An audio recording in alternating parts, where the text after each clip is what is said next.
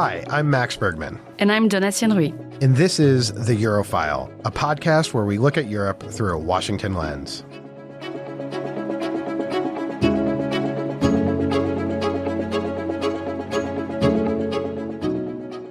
Welcome to another episode of The Eurofile. Today, we'll discuss the recent European Council meeting and the implications for Ukraine and European defense.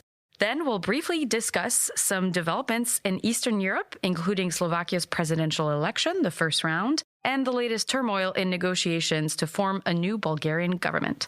Finally, we'll turn to a conversation with Jeff Rathke, president of the American-German Institute, to discuss the latest developments in German politics. We hope you enjoyed the show. All right, Max, there was a European Council summit last week on March 20th, 21st. Some important developments came out of that on European defense. Talk to us about it. Yeah, some important developments, although I have to say generally fairly underwhelming. And I think that sort of is the trend line of what we talked about in the previous episode of kind of a month after the Munich Security Conference. There's, Macron held a meeting in Paris. They were supposed to launch kind of Europeans getting together, getting their act together on defense to potentially fill the gap that would be left by the United States. And we've seen some action, but it's frankly all pretty minimal. So the big development here was that the European Investment Bank will potentially agree to start providing financing for defense. And that's not nothing. That's good. The other big development, and something we talked about on our sister podcast, Russian Roulette, check it out, give it 5 stars, was that the EU looks like it's now in favor of using the profits from frozen Russian assets. So the frozen Russian assets of the central bank are largely stuck in this Belgian institution called Euroclear, more than 200 billion euros. The EU could seize that money. That does come with some downside repercussions, as we talk about on Russian Roulette. But that money is also generating interest and profit, and the Russians aren't entitled to that funding. So that money will potentially be seized. Now the EU has to figure out how it will actually do that in a legal way. That throws a few more billion at the Ukrainians. I think it's roughly 3 billion a year potentially that could be used. But the big, I think, disappointment coming out of this conference, and something that I've long advocated for. Our program has put out a number of pieces, including a big report I did with Otto Svensson, the producer of this podcast, calling for the EU to borrow, to issue Euro bonds for defense. Now, this proposal is also one that's been advocated by Kaja Kallas, the Estonian prime minister. The Finns now seem to be on board. So this sort of frugal opposition to the EU ever borrowing again is cracking. The French are obviously highly in favor, but are kind of being smart about it and not being, front and center and trying to make this sort of a French initiative. But it met with direct opposition from Mark Rutte, who I think at the European Council sort of started off and said the Dutch are against it, and quote, because it will lead to a shift in power to Brussels. God forbid that that The Hague not have complete control over defense and foreign policy. What would European security do if that would be the case? From the person who is in the lead for next Secretary General of NATO. Right. And I think in some ways that strikes me as something maybe we'll talk about, but I think there's some potential there to overcome that. But the main opposition is Berlin, right? Berlin is opposed. And what Germany is saying right now is that everyone should just do what Germany's doing, which is giving a lot of stuff to Ukraine and spending a lot of money to support Ukraine. That's great. But you know what? The French budget deficit just came back and it's 5.6%. So that's quite high. So how does France then spend to support Ukraine out of its national budget? Spain isn't going to do that. It's just not going to do that. And then what we have from Germany is opposing providing more funding to the EU. So Germany has essentially opposed the European Peace Facility being increased. They announced an increase of 5 billion, but it's basically a mirage where the Germans said that they're not going to contribute because they're doing so much at a national level. And now Germany is opposing Eurobonds. And so what you have here is a situation where European countries don't have the fiscal space to support Ukraine at a bilateral way. only really Germany and maybe a few of the Northern European countries do. And Germany's opposing giving more to the EU level and opposed to borrowing. And part of the reason they're opposed to providing more at the EU level is because now they have this ridiculous budget constitutional break that we've talked about. So they're stuck from a budget perspective. Really, the only way forward here is Eurobonds. And let's be clear on what is needed. Right now, in Europe, I don't mean you, Don Etienne, but you Europeans are having the wrong conversation. They are fighting about the Taurus missile and other things. And I'm not saying that's not important. But in the US, we are actually having the right fight, which is that we are debating allocating $60 billion to Ukraine. That would essentially be spent in like 9 months. And that is what you need to fight a conventional war. You need tens of billions of dollars, if not hundreds of billions of dollars a year to fight this war. And the Europeans have given away all their equipment, so they have nothing left to give. They need to spend money. They need to ramp up production. They need to throw money at this problem. They need to conjure 100 billion euros a year, basically, to replace potentially what would be left if the United States doesn't step up. And industry has told them we need the safety of the contracts, of the future contracts, to really ramp up production. So can you guarantee this? And no, and industry is super annoying because like they're not like a normal private sector company where it's like, oh, demand's super high, we're going to meet it. No, industry is like, well, we only sell to governments. So they're very cautious about ramping up production. So you have to throw money at them. There's literally no other solution here but for Europe to throw a lot of money at its industry. And even if the United States provides the funding for this year, well, what about 2025? And Europeans now all expect Trump to win. Well, if you're going to ramp up for 2025 and support Ukraine, if the US pulls back, you have to make that decision right now. And Eurobonds the EU could instantly conjure 100 billion euros. They can literally do this. And they've done it in the past for the Next Generation EU in response to COVID. And unlike the Next Gen EU, which, for the Northern Europeans, and I'm looking at Otto across the room, who's from Denmark, they're giving money to those, poor indebted Southerners. This would actually be money that the EU would conjure, and it would go to European defense industries. And who are the big European defense, countries? Who are the big countries that have European defense industries? Well, Germany, France, Sweden. We are not talking about sort of like throwing money at those like needless Southerners to play into the stereotypes of the Northern Europeans. This would actually be money going into German factories, in French factories, and the French get that. But my God, this would be a huge economic stimulus potentially for Germany. And it is actually what is needed for Ukraine. And it boggles my mind that you have essentially what I would describe as an ideological opposition. Because what is Rutte's comment here? It would, God forbid, give more power to Brussels. And it would. The commission would have to decide where it's going to put this money. But who cares? Like, we're talking about Ukraine fighting Russia. Of right? course. So what do you care about? They care about the long-term implications of a decision like this. I completely agree, to be clear, that the imminent threat should take precedence here. I think it's also some of these governments are dealing with political incentives that go the other way around, which is really, let's control exactly how much keeps going to Brussels because we don't want deeper EU integration. Some of these countries might also be looking at the traditional argument of we don't want more defense to exist at the EU level because NATO, et cetera, et cetera. I'm not saying it makes rational sense, especially when you talk about the economic side. Unfortunately, this, especially in an election year, these are the incentives that they're dealing with. And that's clearly what we see in this summit. Yeah. Well, let me talk about maybe the country that could make this happen, the United States. And this is what I find sort of frustrating about the current U.S. policy is that, if the EU tomorrow announced that it was going to borrow 100 billion euros, the Biden administration would not be opposed to it. You might have some stray voltage with the Pentagon, State Department being like, well, we have some concerns about whether U.S. companies are going to be included. But the Biden administration itself would be, okay, yeah, fine, that good stuff. And I think they would actually give it a good thumbs up.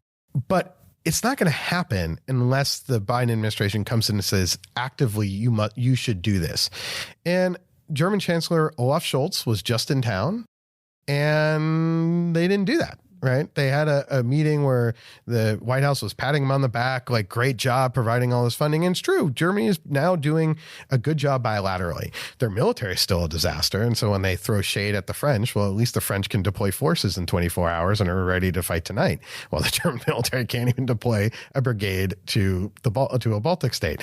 So there is a difference there that we are sort of could use our leverage to push Germany. And, there's this guy, Mark Rutte, that wants to be NATO SecGen. That is, essentially putting Euro ideology above Europe's defense. I would think that the United States would have some leverage there. Now, especially him being a lame duck prime minister. And I think the third thing is that this is not unpopular at the EU level. This would not cause a populist backlash. And polling is demonstrating overwhelming support for increased EU defense initiatives. And you can tell that by the EPP, the European People's Party, Ursula von der Leyen's party, in the European parliamentary elections, now running on a larger EU budget for defense and EU defense commissioner. They see this as like a clear winning topic for them. I'm curious, what's your sense for the reason behind the White House not pushing this more aggressively? Is this a lack of understanding of the dynamics at play at the EU level? Is it a lack of interest? Is it thinking that by, similar to some other situations in the world, by just patting Olaf Scholz on the back, we'll just have done our duty and that's it?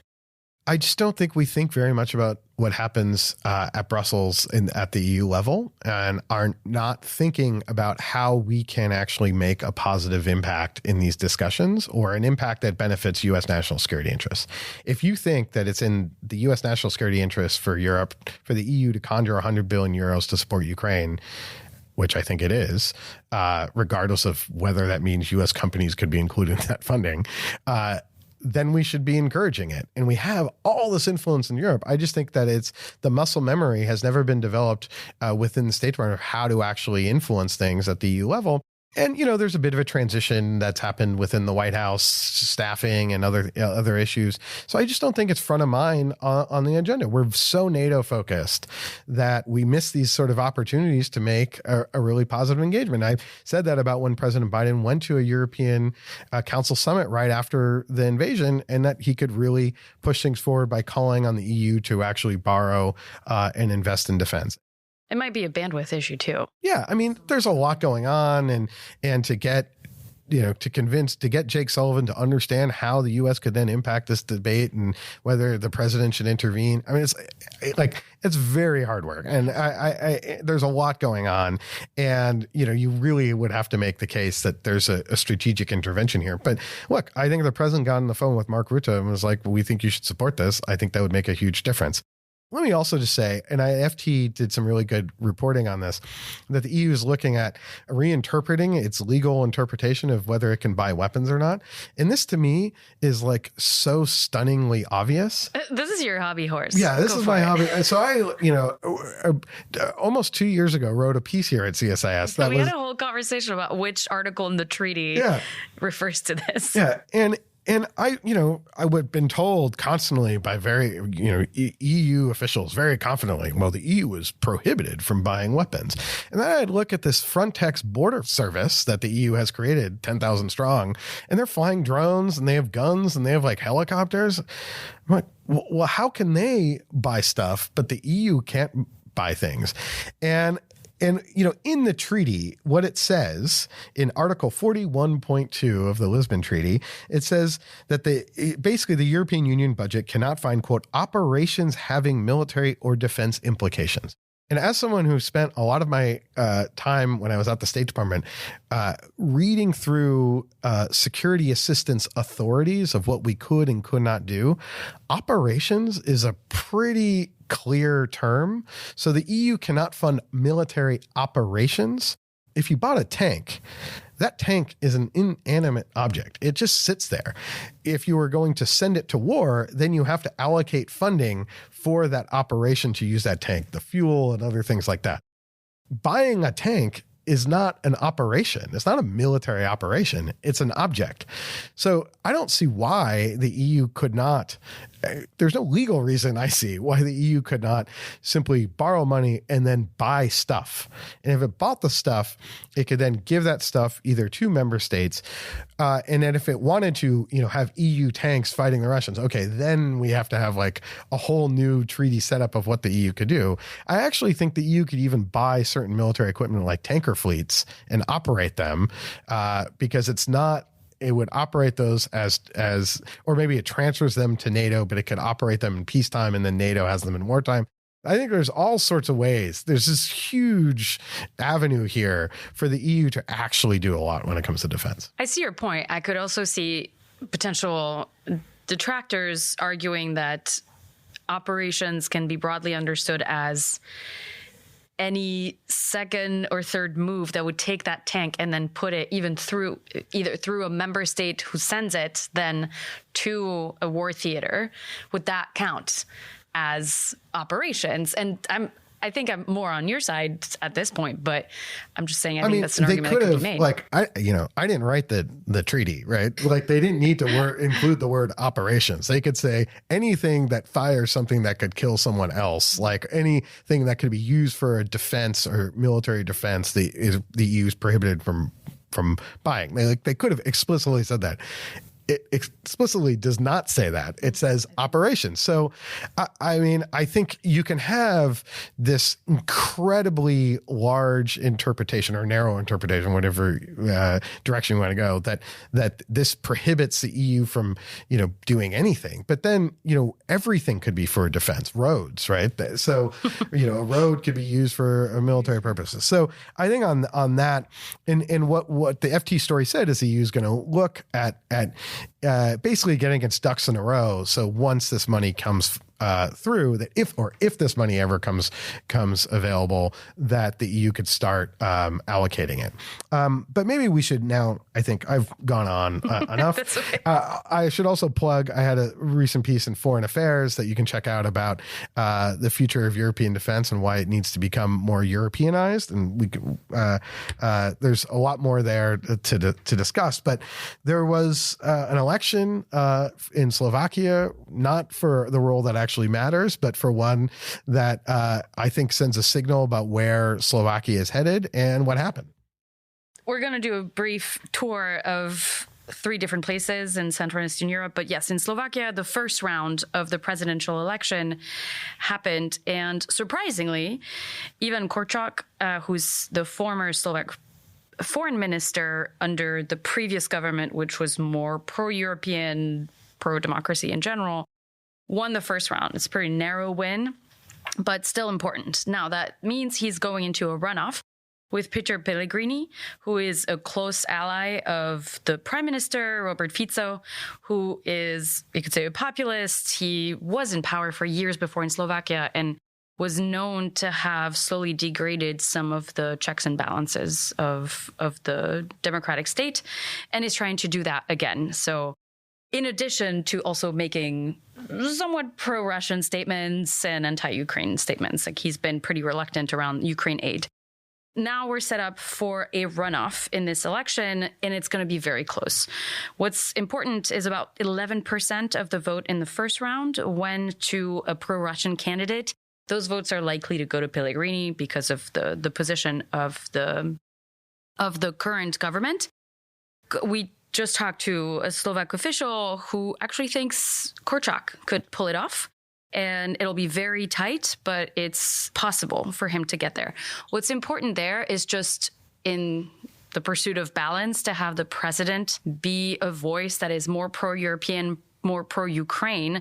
And the previous president, Čaputová, was the same. And it was really important to have her there also to support domestically democratic institutions, not trying to break down the rule of law. Because we don't need, to be blunt, we don't need a second Hungary. So that'll be really important to look at. And that's why I think we should keep an eye on that. Also because we need Slovakia on board for all of these votes that are happening in Brussels around Ukraine aid and any kind of big decision that's coming down. There's a lot of concern about the direction of travel in Slovakia domestically along the lines that we've seen with Hungary, getting rid of the European prosecutor's office. And when you have two countries that can sort of ally, it means that the ability to do kind of an Article 7 against Hungary, which would require everyone but Hungary, well, Hungary has their kind of ace up their sleeve now in Slovakia. And that's the situation we were in with Poland for years. Yeah. So nobody wants to go back there. Again, as you said, the president doesn't have a ton of power, but that balance is interesting. That balance is important. And there's action in Bulgaria, too. Yeah, unfortunately, again. So I'll try to make it as simple as possible. In short, Bulgaria is now staring down its potential 6th general election in 3 years, which is wild. Just imagining having to go to the polls that often with parties that are kind of always the same and then new ones emerging out of nowhere and then disappearing in the following election. So what happened in 2023 is after the 5th election, there was finally a coalition that was formed between some reformist forces in the political sphere who were tired of the somewhat pro-Russian party of GERB, G-E-R-B, and Boyko Borisov, who had been prime minister for years, tired of their attempts to also break down the rule of law, corruption, etc., but realized that instability needed to stop. So they agreed to a coalition with that party, and there would be a 9-month rotation for the prime minister. We just came up on that 9-month, and the rotation that was supposed to happen broke down. So Maria Gabriel, who was an EU commissioner, actually, was supposed to become the new prime minister. There's different theories coming from the different parties of why the talks broke down. The more reformist forces say that the GERB party tried to put forward new ministers without any kind of approval or discussion, some of whom would be somewhat problematic figures. They would try to replace the defense minister at a time where we really need stability in the Black Sea. So the talks broke down, and there was no way to reform that coalition. So we're now staring at another general election. It's hard to tell where it's going to go. They're trying to make sure that it can be scheduled with the European election, because if you're asking Bulgarian citizens to go to the polls in early June for the European election, and then again, they will not go. And I think it's important to note from the European Council summit conclusions, there's a line on the importance of security and stability in the Black Sea region. And this is literally not that. So that's the last beat, and now on to another stable incredibly country, stable place, Bosnia. Bosnia and Herzegovina. Importantly, in the council meeting, the European Council meeting, there was the green light given to opening membership talks with Bosnia and Herzegovina, with the reminder that they still have to undertake more reforms before the actual talks can start. This is obviously a symbolic move, but some member states, I think it's important, really pushed for that to happen, to make sure that the Ukraine-Moldova track remains in parallel with the Western Balkans track, because this talk of enlargement, and I think those member states are right, there needs to be a tie-in. You can't say to member states to candidates who have been in the hopper for 10 years, like, well, you just take a back seat. We're actually going to push Ukraine and Moldova first, and then we'll go back to you. That's how you create more disillusion in those places towards the European Union, what it can do for you. But talk of enlargement is really difficult. So I think that was a good symbolic move, but it's not going to change a ton in practice. Right. I think the key challenge in Bosnia is that the Dayton Peace Accords, which created peace, froze in place essentially, the ethnic battle lines effectively. So there's a Serb Republika Srpska. There's then a Croat and Muslim shared entity. And then this is all somehow supposed to work together at the kind of national level. Well, really, I think for Bosnia, the direction of travel in Serbia is really key, because, Bosnia having momentum toward peace is going to, or towards the EU is going to be really tough as long as Serbia is not making that same momentum. And of course, the Russia angle here with Dodik and the leader of the Republic of Srpska is going to be a problem. Well, and credit where credit is due for instability. Serbia, yes. Russia also. Other forces, though.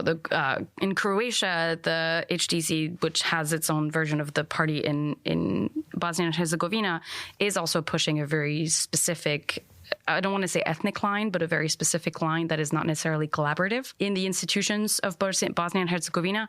And we've seen a lot of like Turkish influence as well in Bosnia and the Muslim population. So there's a lot still that needs to be done. I think it's important, though, that the council sent this message and that the commission also said we should be doing this, and we will keep a close eye on the reforms that need to happen. Yeah, no, the Western Balkans is now sort of this gray zone of stuck between competing geopolitical blocks, so to speak, with Turkey, with the EU, with Russia, and then China increasingly playing a role as well. But I think we're out of time. We'll leave it there. We'll now have go to our conversation with Jeff Rathke.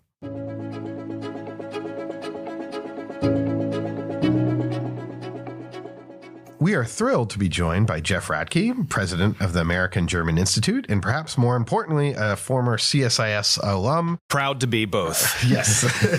Prior to joining AGI, Jeff was a senior fellow and deputy director here at CSIS of the Euro program, where his work focused on transatlantic relations and U.S. security and defense policy. Jeff joined CSIS in 2015 from the State Department after a 24-year career as a foreign service officer dedicated primarily to U.S. relations with Europe. His assignment included being the director of the State Department Press Office from 2014 to 15, Deputy Chief of Staff to the NATO Secretary General in Brussels, and Minister Counselor for Political Affairs in Berlin from 2006 to 2009. Jeff, welcome back to CSIS and welcome to the Eurofile podcast. Delighted to be here. Thanks for inviting me. And fun fact, Jeff learned Latvian, which I've always thought was really impressive. Okay, well, I'm going to be, there's a little modesty required there because my Latvian skills have atrophied. It's okay. We won't do this entire interview in Latvian then. So why don't we start with Germany itself? Because our listeners may know that the Eurofile has a certain view of what's happening in Germany in the last couple years, which is that the coalition has had a lot of trouble making sense of itself. And that has shown through decisions that it's made, policies at the domestic level, and then obviously at the European level, but we'll talk about that in a little bit. What's your sense of the state of the coalition and Chancellor Scholz's leadership 2 years in? Mm-hmm. Thanks. There's a general fragmentation in politics in Europe, and you see it especially in parliamentary democracies that have proportional representation systems. Germany's no exception. In a way, Germany has been a little later to this game if you look at countries like the Netherlands, Belgium, and a whole host of others where forming governments after elections has been really challenging and has required new types of alliances that in some cases defy logic and certainly defy history. So if you put it in that context, Germany is not really an exception. And after the last election, you have a coalition which you've never seen before, 3 parties. So that's unusual. And especially 2 of those parties, the Greens and the free market liberal FDP, have very different views about the role of the state in bringing about modernization. So nobody was under any illusions about the difficulties this coalition would encounter. In a way, the Russian invasion of Ukraine has pushed some of those disagreements into the background because you've had this overwhelming national effort to support Ukraine around which all of the coalition parties, as well as the opposition CSU, have coalesced.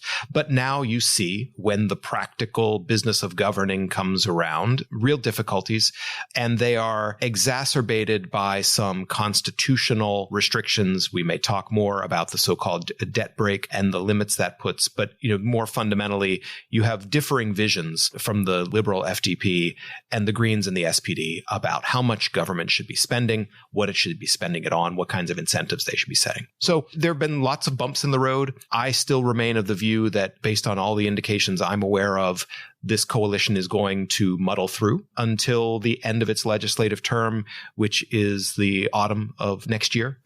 So they've got a year and a half roughly left to go. And the reason I think they will muddle through is mainly because all of these parties in the coalition face a worse fate right now if they were to try to hold an early election. Now, footnote, holding an early election in Germany is not easy, much harder than in most other countries. We can talk more about why that might not even be possible, but that's a separate issue. But if you look at the polling, all of the parties in the coalition would do worse. In the case of the Social Democrats and the FDP, substantially worse. The FDP might not even make it into the parliament if they had an election. So the near-term difficulties are outweighed by the really serious risks they would face if they held an election right now.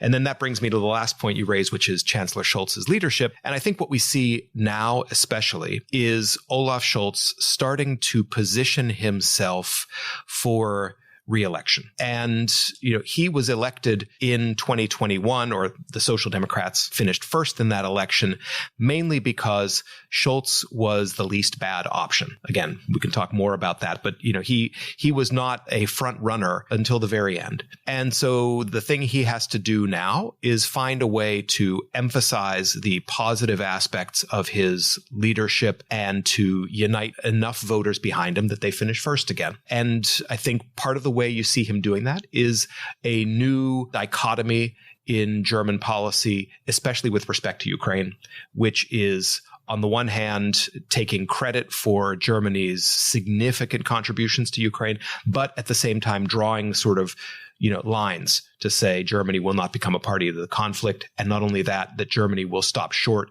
of certain steps that could even make them look indirectly like they're part of the conflict. And so this sets up, I think, ground on which the Social Democrats believe they can benefit and win public support and confidence. They're not going to run an election on foreign policy, but this, I think, gives us a first indication of what that might start to look like. Maybe we could talk a little bit about the Greens and how you see kind of their situation. There was a moment in the last election where it looked like Annalena Baerbock may actually, win the election, and then her polling sort of went down, and the Greens sort of settled into, I think, a solid third place. But there was, I think, also a sense that they're perhaps a party on the rise with Robert Habeck, as well as the economy and environment minister, and Baerbock becoming the foreign minister. How are they faring? As you mentioned, how, the SPD right now don't want to have an election, the FDP don't want to have an election. But it seems like the Greens, with the most proactive agenda, I would probably argue internationally, at the very least, in the European level, has sort of been squeezed the most by this coalition not wanting to be very active in some ways, or are blocking each other. And so it seems like they might have the most interest in just being like, to hell with this. What is their situation? Interestingly, you're absolutely right, Max. There was a period in the last election campaign where the Greens were in first place. That broke down for a couple of reasons. I think part of it is they peaked early, and then the more scrutiny was applied in the election campaign. Some things cropped up, including, a sort of a plagiarism scandal and so forth. We won't go into all those details, but they peaked early and then finished third. Right now, if you look at the public opinion polls, the Greens are right about where they were. They're the one party in the coalition that has not suffered in the aggregate in terms of public support. But what you also see is they have not expanded their support. And indeed, although they are only the second largest party in the coalition, the opposition really sees the Greens as their intellectual opponent, as sort of the intellectual center of gravity. Whereas the Merkel years, in many cases, were about Merkel trying to build up a possible coalition option with the Greens, which then failed in 2017.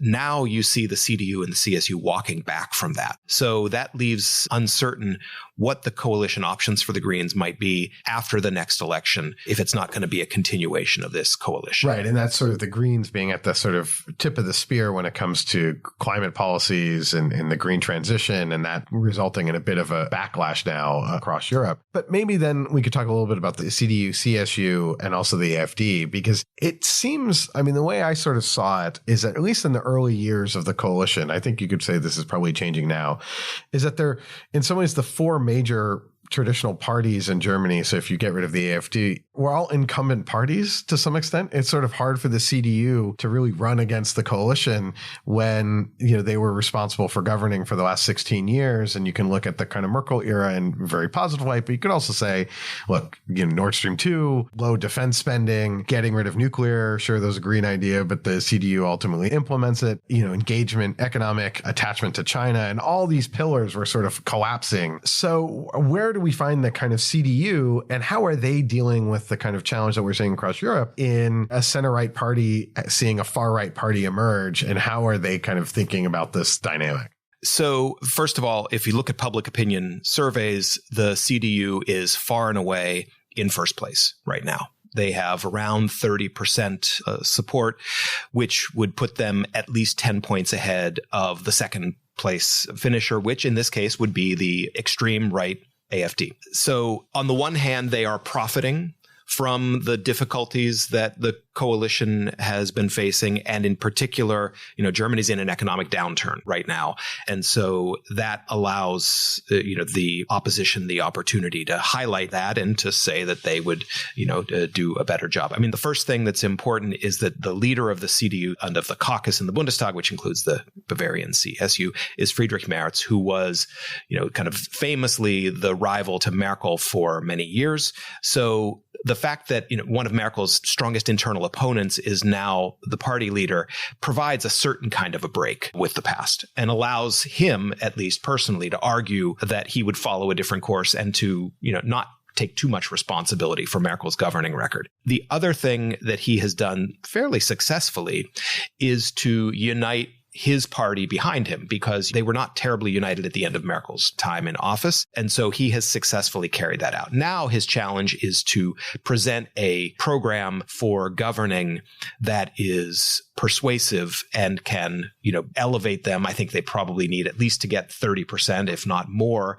to really have the chance to form a government. And that is mostly by creating a new platform, which they're just finalizing these days, which has some elements of social conservatism, but also at the same time maintaining, what they call as their firewall to the far right. So, they talk about the importance of integrating migrants and of having kind of a dominant or a lead culture. They're trying to soften that a little bit, but basically going back to sort of meat and potatoes, conservative positions, and without trying to adopt the language, the rhetoric, or the approach of the far right. The next litmus test of this is going to be in the fall and in the European Parliament elections first in June. And then in the fall, you have 3 states in Eastern Germany where the AfD is particularly strong. And so those state elections, you could see the AfD finish first in one or more of them. And then we'll have another round of this, kind of soul searching and reflection on whether the center right is successfully combating or doing its part to, keep the extreme right support down. So you mentioned Scholz is now positioning himself for re-election, which I think is visible in some of the comments that he's made, including just yesterday, and we're recording this on March 20th, where he made comments about accountability of EU institutions, for example. And I'd like to take us one level up to the EU, because obviously a lot of the domestic dynamics are weighing heavily on the decisions that both the coalition is making, but also the platform probably that the opposition will put forward.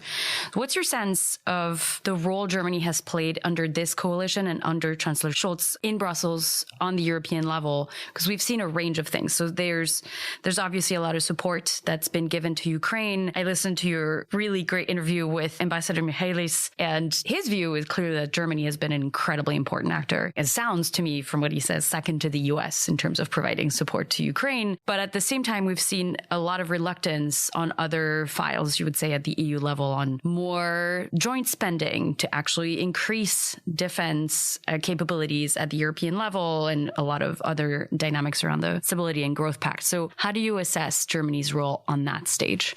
Yeah. Well, thank you for referencing our podcast. Yes, I should say it is the Zeitgeist podcast. And, folks who want to hear more about the German official view and the ambassador's very cogent comments on that, by all means, have a listen. I think that from a strategic perspective, Olaf Scholz and this government have placed their biggest bet on the relationship with the United States and not at the European level. I think that's kind of obvious. It's not to say Germany is inactive within Europe, but if you look at the strategic questions, defense, security, there's been a doubling down on the relationship, including at the level of Olaf Scholz and President Biden. And I think if one were to criticize Germany, I think this is precisely where you would look, because Germany, as the largest economy, the most important power in the European Union, has an interest in European cohesion, has an interest on, in a way, hedging its bets. And I think it is underinvested in its European policy. There may be a variety of reasons for that, but I think you see it not least in Ukraine. I find it remarkable that Germany is the second largest supporter of Ukraine after the United States, but has not successfully set up structures within Europe in which it can take credit for and use its great efforts to elicit similar contributions of support and commitment from its European partners. Now, maybe the last meeting of the Weimar Triangle with President Macron of France and Prime Minister Tusk of Poland will put that on a slightly different path. I certainly hope so, but I think this is a real empty space, the way I look at it. But do you think that's because of Scholz's leadership and his general approach to the EU, or is that something that's just more structural in Germany? Well, I think it is not only Chancellor Scholz who has taken this course. You can look as well at the foreign ministry, at the finance ministry. I think just in general, Germany's reactions, whether it is to the energy shock that came about as a result of the Russian invasion of Ukraine and the cutoff of gas and oil largely, that's been a national response. Germany mobilized 200 billion euros to deal with the domestic issues that arose from this. And, some of its European partners were a bit unhappy about that because they argue that there's a European market for energy and there should be a European response. And, they have a point. But on the other hand, a German government is going to get reelected based on its performance for its citizens. And so I think on a number of big issues, you see, at least right now, the German political system oriented toward making sure they've got the national solution right, rather than building new concepts of European concerted action. I don't want to sort of overstate this, but I think there is sort of a growing sense in Europe that Germany's sort of going a bit rogue in some ways. Maybe rogue is probably the wrong word, but on the subsidies, for instance, I was just in Madrid, and the kind of level of kind of exasperation of being sort of continuously lectured by Northern Europeans about, adhering to EU deficit rules. And you can argue those are legitimate and adhering to EU rules. And then suddenly there's an energy shock. Our companies need to be bailed out, and subsidies, which they've made it so that they're not sort of a technical violation, I think, of the EU, but it creates this big single market challenge if one country can then invest to sort of prop up its industries. Germany doesn't have, it's, energy resource poor, made bad bets, and is now, using its fiscal space to pay for it. But that's sort of in some ways violating a lot of the spirit of the single market, because it gives its companies a competitive edge over others in Central or Southern or Eastern Europe. But it kind of hits at the broader question here of, does Germany have a vision for where it wants to take Europe? And I think maybe we can now tie in the kind of the Taurus fight, the fight with Emmanuel Macron after he held a summit after the Munich Security Conference, which was, I think, intended to demonstrate, look, Europeans joining together and it all is not lost, after this very depressing Munich Security Conference. And instead, it sort of left the opposite image of like, man, Europe is really divided in this big fight between Scholz and Macron over Macron's talking about troops in Ukraine. Was that fight, I guess, just about those specific issues, or was it sort of pretending kind of a larger dispute over where Europe is headed? There's a well-known saying in German politics that goes back to former Chancellor Helmut Schmidt, who liked to say, if you have visions, you should see a doctor. And, it's not to say that German political leaders have never had a European vision. I think if you talk about Kohl, Mitterrand, and so forth, and all of the diplomacy that surrounded European integration and the reunification of Germany, there are obvious examples to the contrary. But I think that Merkel for 16 years and Scholz for the last 2.5 years have followed a very, what they might call pragmatic, practical approach that is not about articulating a grand European vision that Germany would then have to put its substantial resources behind. And by the way, Max, you made the point about your talks in Madrid. I would just say that I think from a German perspective, people might say, look, we're in a recession in this country. And it's not just a general issue, but if you look at the heart of the German economy, which is manufacturing, they're in really tough times. And if you look at energy intensive industries, the drop off in production has been dramatic. And so the debate inside Germany is about whether the government's policies have been insufficient and whether, in fact, there is a deindustrialization of Germany happening, which gets at very, I use the word emotional not to downplay it, but very deeply seated national self-conception. And so I think that is perhaps not as well appreciated outside of Germany, but it's a real factor when you look at the German political dynamic.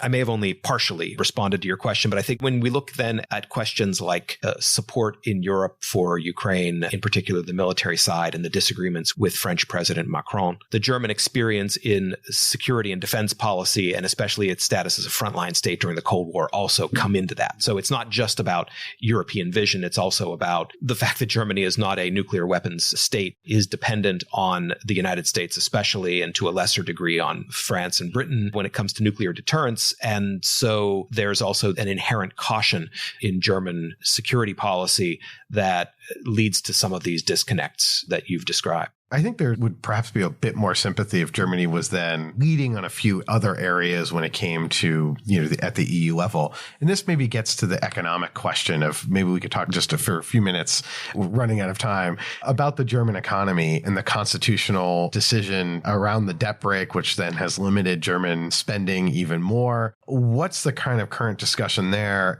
This seems to be terrible for Europe and terrible for Germany economically, but I'm curious for your take on it. Yeah, this is a central contradiction. On the one hand, this government took office under the headline of modernization, and it was the thing that conceptually united all the parties, that Germany had underinvested in its infrastructure, that digitalization needed to take priority, and also the green transition, which has been heavily impinged, of course, by Russia's aggression toward Ukraine, that these were things around which they could coalesce.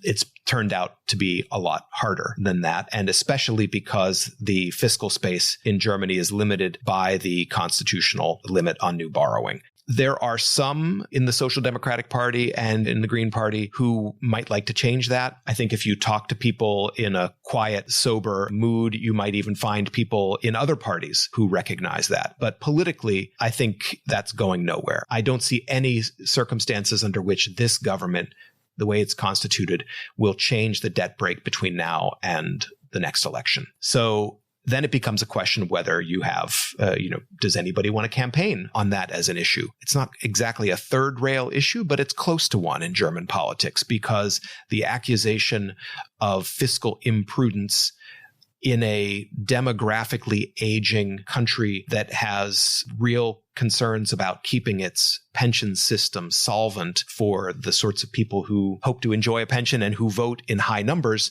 this is a real thorny issue. And, as much as one can see from the outside the difficulties that brings, nevertheless, it's right now intractable. Under a different coalition that might come together after the next election, depending on how the political forces align, then, one might see. And it feels like at the core, this drives so many decisions that Germany is making. Also the positioning, what some would probably call the lack of vision, maybe, but this is ultimately what they get elected on, as you said. So this is driving a lot of the thinking in Germany, and a lot of outside actors, I think probably President Macron, maybe some of us here in the US, look at this and say, but why won't Germany do things a different way, even in their approach to China? Maybe some voices calling for, a little more business as usual with Russia. It's really important, sounds to me, for us to understand as observers that this drives so many dynamics in Germany, because as you said too, this is a visceral issue. Mm-hmm. Is this potential deindustrialization. And I think Germans would also say, government spending as a proportion of GDP in Germany is above 50%. Now you can question what they're spending their money on, and that's a discussion you can have. But what you don't find in Germany is the sense that they've got a lot of space. Maybe they do compared to France, which I think by OECD figures is spending 57% of GDP. That's government spending. But that's not where the public is, at least right now. Well, the last footnote I would add on that maybe is that the counterexample is the 100 billion euro defense fund that was passed by the government after the Russian invasion of Ukraine. And that was written into the Constitution. In other words, it passed with a 2/3 majority, and it was supported by the opposition CDU-CSU. And I think that also begins to suggest, I don't think a revolution in the German approach to deficit spending, and certainly not in a European Union context, is on the horizon. But what you can see is that, maybe when that 100 billion fund runs out, or maybe in other circumstances for different discrete purposes, you can see ways in which the political system might be willing to, tinker with these rules, but not in the sense of abolishing it and going to a completely different system, I would say. Well, Jeff, thank you for coming back to CSIS. It's been great to have you on the Eurofile. Thanks so much for having me. Great talking with you.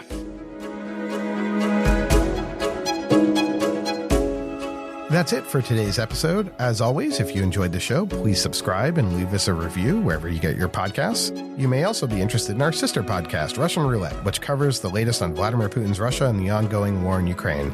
Our thanks to our producer, Sean Falk, and to Otto Svensson for coordinating and researching this episode. We'll be back soon with another assessment of Europe through a Washington lens. Until next time.